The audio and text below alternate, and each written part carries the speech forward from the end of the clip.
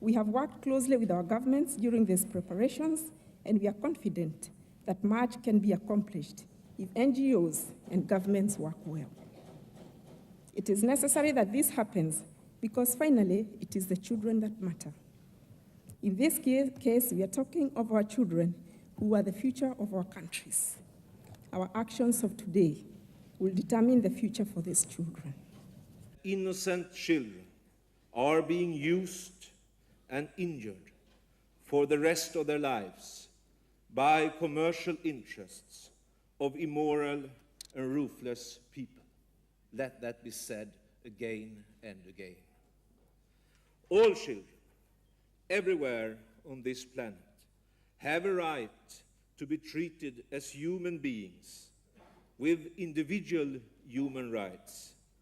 And before proceeding with our program, I therefore propose that we observe 1 minute's silence to honor these victims, particularly those who lost their lives.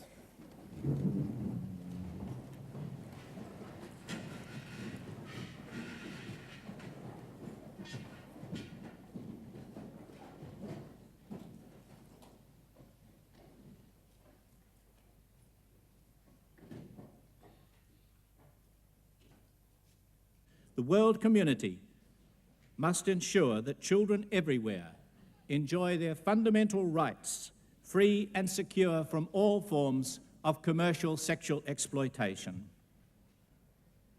With our common commitment and with strong action from the governments who are here represented, we will together end the sexual slavery of children and make the world a safer place for coming generations.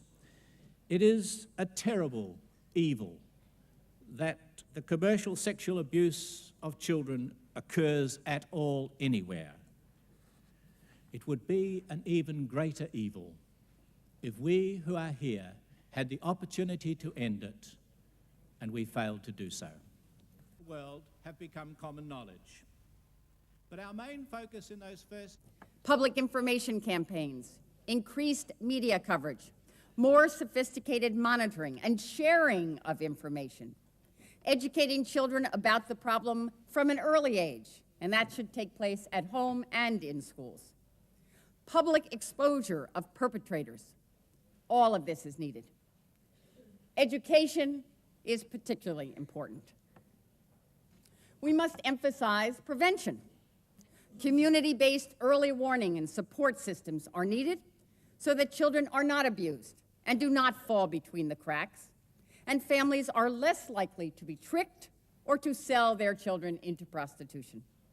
Was the nation, and we worked hard in each country to lobby the governments to get legal change which would give more protection to children and to support those children who were at risk.